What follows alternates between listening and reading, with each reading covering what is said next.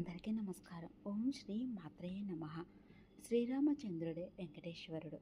ఒకప్పటి త్రేతాయుగంలోని శ్రీరామచంద్రుడే ఈనాడు వెంకటాచలంపై శ్రీనివాస ప్రభువుగా వెలిశాడని అంటారు.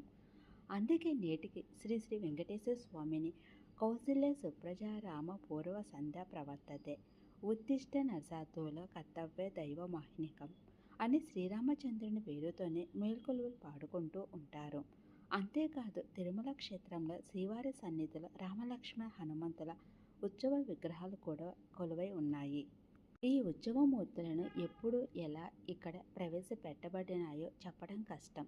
అలా ఈ వెంకటేశుడే ఆనాటి రాముడిని చెప్పడానికి అన్నట్లుగా ప్రతి సంవత్సరము శ్రీరామనవమి నాడు తిరుమల శ్రీవారి ఆలయంలో శ్రీ సీతారామ లక్ష్మణ హనుమత సమేతంగా కొలువు ఆస్థానం జరుగుతుంది. ఆ మరునాడు దశమి నాడు శ్రీరామ పట్టాభిషేక మహోత్సవంలో హనుమంత అగంధ సుగ్రీవులు కూడా పాల్గొంటారు.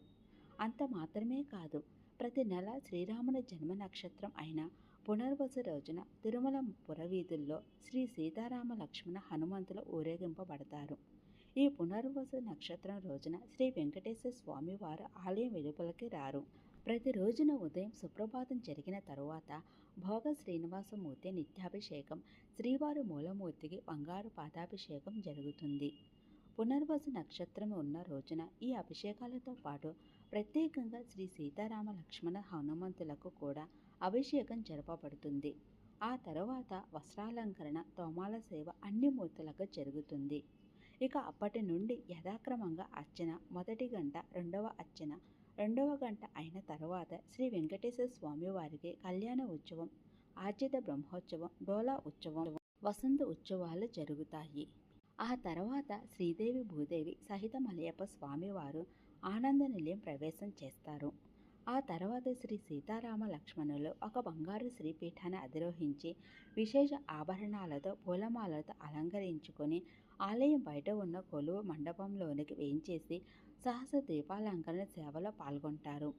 ఇలా కొంతసేపు వేద పారాయణాల మధ్య బాజా భజంత్రీలు మ్రోగుతూ ఉండగా సహస్ర దీపాలంకరణ సేవ భక్తులకు దర్శనమిస్తారు.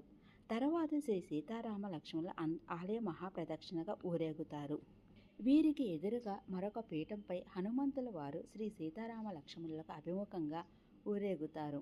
ఇలా ఈ ఉత్సవం ప్రదక్షిణగా సాగి ఆలయం సన్నిధి వీధిలో ఉన్న శ్రీ పేడి ఆంజనేయ స్వామి వారి దగ్గరికి వస్తారు. అక్కడ రాముల వారి మీద పూలహారాన్ని పేడి ఆంజనేయ స్వామికి అలంకరించి నివేదన చేస్తారు. పిదప శ్రీ సీతారామ లక్ష్మణులకు హారతి ఇచ్చి ఆ శేష హారతిని వేడి ఆంజనేయ స్వామి